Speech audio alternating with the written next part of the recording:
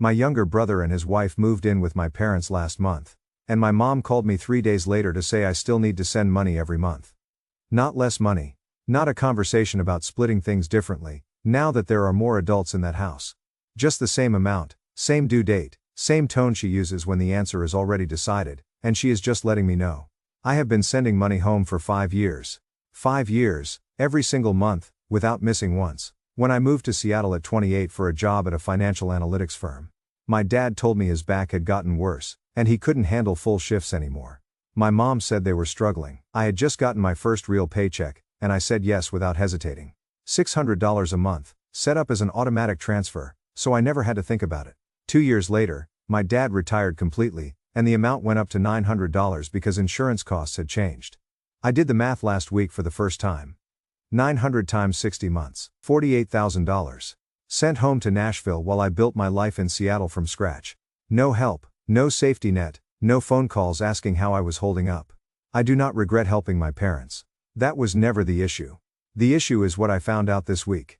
But first, you need to understand who Derek is. My younger brother is 28. He calls himself a digital entrepreneur. What that means in practice: a drop shipping store he abandoned in 3 weeks, a YouTube channel about personal finance with 51 subscribers after 2 years, an NFT project that cost him $4,000 he didn't have, and currently a social media consulting business with 0 paying clients after 7 months. His wife Amber doesn't work either. The reasons change: looking for the right fit, needed a mental health break, building an Etsy shop. I checked the Etsy shop once. She created the account and never listed anything. So when my mom called 3 days after Derek and Amber moved in and told me I still owed $900 this month, I sat very still for a moment. I said, "Mom, Derek is living there now, why is the amount the same?" She said, "Derek is trying to build something. He cannot focus on work and worry about bills at the same time." I said, "I have been building something alone for 5 years. Nobody helped me focus." She paused. Then she said the thing she has been saying my entire life. "You have always known how to take care of yourself. Derek isn't like you." I have heard that sentence since I was 8 years old. I heard it when I won a full scholarship at 14 and my parents missed the ceremony because Derek had a school play audition. He did not get the part. I heard it when I asked to attend a summer program at Vanderbilt at 17, and my dad said money was too tight. Then 3 weeks later Derek got a $2,800 motorcycle for his social development. I heard it at my graduation from UT Knoxville, which I paid for with scholarships and 2 part-time jobs, when my family came, sat, and went home to a regular dinner with no cake and no conversation about what I had accomplished. That same year, when Derek dropped out after 1 semester on their full tuition payment, they threw him a backyard barbecue for starting a new chapter. "You have always managed." What they meant was, "We don't have to worry about you," and they were right. I managed. I just did it without them. After I hung up I called my best friend Marcus, a lawyer here in Seattle. I told him everything. He listened without interrupting, then asked me one question. "Do you actually know where that money goes every month?" I opened my mouth and nothing came out. I had never asked. 5 years, $900 a month. And I never once requested a breakdown, never asked which bills it covered, never asked what happened to the difference. I just transferred it and trusted them. Because they were my parents. Marcus said quietly, "I think you should find out." I pulled up the shared account my parents had added me to years ago so I could confirm transfers cleared. I had never looked at what went out the other side. I started scrolling back through the statements. Every single month about a week after my transfer landed, there was a second outgoing transaction, $280 to $350. Going to an account listed as Qley. 60 months of statements. 60 outgoing payments, to my brother, the brother who supposedly couldn't focus on work and bills at the same time. The one who needed my parents' full support so he could build something. They had been quietly cutting a portion of my money every month and routing it to him without telling me. I stared at the screen for a long time. Then I wrote one question at the top of a notepad. How long has this actually been going on, and why? Update 1: I asked my parents for a bill breakdown and discovered my money never paid a single bill. I spent that entire night with a notepad and 5 years of bank statements on my screen. I went back through every transfer I had ever sent. Every confirmation email in a folder I had never needed to open because I trusted the money was doing what it was supposed to. And then I looked at what happened on the other side. The pattern was identical every month. My transfer landed on the 3rd. Between the 8th and the 12th, a second payment left, $280 to $350, going to Qley, 37 months arranged by my parents. Without a word to me, I did the math on the gap. $900 came in every single month. Actual household bills, electricity, water, internet, groceries, my dad's medications. I had priced it out before, $620 on a bad month. I had always assumed the extra was a cushion for tight weeks. I never thought to ask if that cushion was going somewhere else. $16,800, taken quietly. Never mentioned. Never returned. I called my dad first the next morning. I kept my voice steady and asked about the monthly bills. He cleared his throat. Your mom handles all of that. You should ask her. He handed the phone over. I heard them murmur something I couldn't make out. My mom's voice came on and it was already defensive before I finished my sentence. Why are you asking about this? Don't you trust us? I said I just wanted a clear picture for my own planning records. She listed the bills: electricity, water, internet, groceries, Frank's medication. I asked if that was everything. She said yes. I thanked her and said I would be in touch. Then I called Carol Griffin. Carol has lived next door to my parents in Brentwood for 20 years. She is 65, retired, and she pays attention. She had always liked me, and we had stayed in loose touch over the years. I called her on a Saturday morning, said I just wanted to catch up. After a few minutes she mentioned, on her own, that it had been busy at my parents' place lately. I said, oh yeah, Derek and Amber moved in, she said. I know. They seem to be settling in. I saw them bring in a big new television last week. One of those enormous ones that takes 2 people to carry. Looked expensive. I said, huh, she said. And Amber's got that nice new SUV now. I saw Linda out front admiring it. She told me they got it for Amber, so she would have reliable transportation. It is a really beautiful vehicle, I said. When did that happen? Carol thought for a moment. Maybe 3 weeks ago. Maybe 4. It is the silver one parked in the driveway now. You know, your parents have always been so generous. I thanked Carol and said it was good to catch up. I put the phone down. My parents, who had been telling me for 5 years that things were tight, and they needed help, had just bought their daughter-in-law a new SUV. At the same time they were routing a portion of my monthly transfer to Derek. At the same time they were telling me the household bills were everything they needed and nothing more. I called my mom back that evening. I did not ease into it this time. Mom, I need to ask you something directly.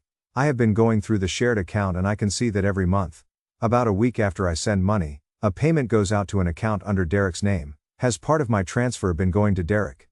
3 seconds of silence. I counted each one.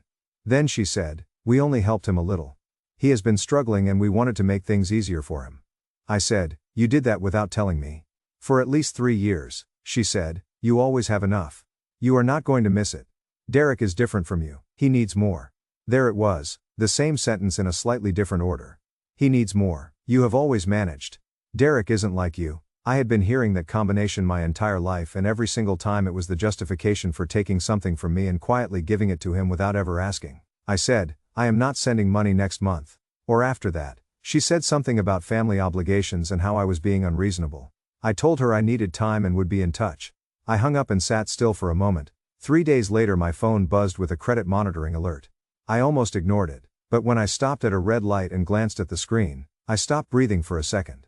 Alert, a new credit card application was submitted using your social security number, issuer, Synchrony Bank, amount requested, $8,500. I hadn't applied for any card. I pulled into a parking lot and read the full alert on my phone. Billing address on the application 4412 Magnolia Creek Drive Ive, Brentwood, Tennessee.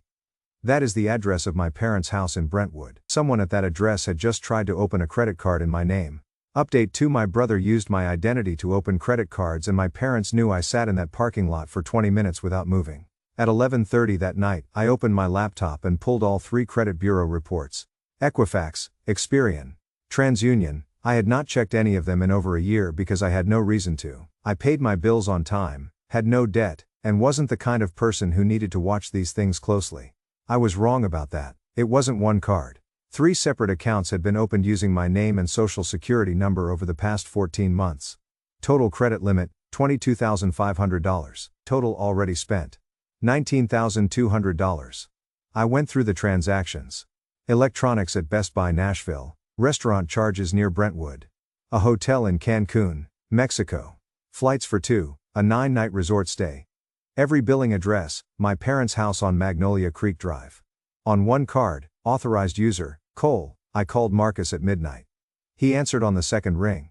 I read him everything. He said it simply, Ethan, this is federal identity theft, not a misunderstanding, not a family disagreement.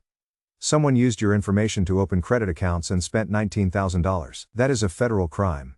I told him I was going to Nashville first. I needed to look them in the eye. Marcus said to document everything before I left. Screenshot every account. Print every statement, record every transaction. Do it that night before anything could change. I was up until 3 in the morning doing it. I flew into Nashville Friday morning without telling anyone. Rented a car and drove straight to Brentwood. Amber answered the door. She just stood there, looking at me the way someone looks when they have been expecting bad news to arrive in person. I said, "Is Derek here?" She stepped back and let me in. Derek was in the living room. He stood up, deciding which version of this to use. "Hey, what are you doing here? Everything okay?" I put the printed statements on the coffee table, 3 credit cards. My name, my social security number, $19,200 spent. One of them has you listed as an authorized user. Do you want to explain this to me or should I keep going? He looked at the papers. He shook his head slowly. "You have this wrong. Someone must have gotten your information." "This isn't me," I said. Cancun. March of last year. 9 nights at an all-inclusive resort, 2 passengers. I pulled your Instagram. You posted 17 photos from that trip. He went very quiet. My mom walked in from the kitchen. She looked at the papers. She looked at Derek. She looked at me, then she said the thing I will never forget. "You don't need to make this into such a big thing. Family handles things like this between themselves. Not, I am sorry this happened. Not, Derek. How could you? Just keep it quiet. Do not make it a big thing." I looked at her for a long time, then I said, "You knew about this?" She looked past my shoulder and didn't say a word. That silence told me everything. I told them both clearly. I was filing with the FTC that afternoon. I was contacting all 3 card issuers. Marcus was preparing a civil lawsuit. I would not withdraw any of it, and I would never send money home again. Derek said something about destroying the family. I said I wasn't destroying anything. What he had done had consequences and those consequences were happening now. Then I left. I stopped at a gas station on the northbound side of I-65. And sat with the engine off. Late afternoon light came flat and orange across an open field. I had done everything right for 33 years, paid my own tuition. Built a career without asking anyone for a thing. Sent money home every single month for 5 years without one complaint. And none of it had ever truly mattered to them. I remembered a night when I was 16. Sitting at the kitchen table doing homework while Derek had the television. I brought out a history exam with an A on it to show my dad. He glanced at it, nodded once, and looked back at the screen. I stood there for a second, then I went back to the kitchen. That is what I was crying about on the side of I-65. Not the money, not the credit cards. That nod. I started the car. At 9 that evening, waiting at the airport for my flight back to Seattle. My phone buzzed with a text from Carol Griffin. "Ethan, I heard things through the wall today. There is something you need to know. Derek has done something like this before. About 2 years ago, Frank told my husband that Derek got into a serious situation involving someone else's information. They handled it quietly. I did not think it was my place to say anything back then. But after today, I think you should call me." I read the whole thing twice at the gate. Then I sat with the word quietly. I was not at the beginning. I was somewhere in the middle, and someone had been keeping score the whole time. Final update: it is all over, and I finally know what I am worth. 4 months have passed since I flew back from Nashville. I am sitting at my kitchen table with coffee that has gone cold. The water outside is gray and still. The quiet used to feel empty. These days it just feels like mine. I called Carol Griffin the morning after I landed. She told me everything. 2 years before the credit cards, Derek had done something similar to a friend named Ryan. Derek borrowed his personal information, took out a $6,000 loan, then denied everything when the lender came looking. Ryan never filed a report because my parents went to his house and asked him not to. They said Derek was going through a hard time. Ryan backed down. My dad paid Ryan back the $6,000 out of the account where my monthly transfers landed. My parents had used my money to cover up what Derek had done to someone else. Without asking me, without telling me, I called Marcus right after. He filed the additional documentation with the FTC that day. The 3 card issuers completed their investigations within 6 weeks. All $19,200 in charges were removed from my name. My credit score was fully restored. Derek was charged in Davidson County with wire fraud and identity theft. Marcus walked me through the potential sentencing. I listened without saying much. I did not feel satisfied. I didn't feel angry either. I just felt tired in a way that is hard to describe. Amber filed for divorce 48 hours after the charges and moved back to Memphis. My parents stopped calling after the 3rd week. My dad sent one text about reconciliation. I didn't respond. Frank got a part-time job at a mall in Brentwood. He is 61 with a back problem. He He never once had formally diagnosed. Derek is working at a convenience store for $13 an hour and taking the bus. Linda is managing on 2 part-time incomes, and whatever savings remain, which Carol says is not much. I think about calling sometimes. I pick up the phone and put it back down.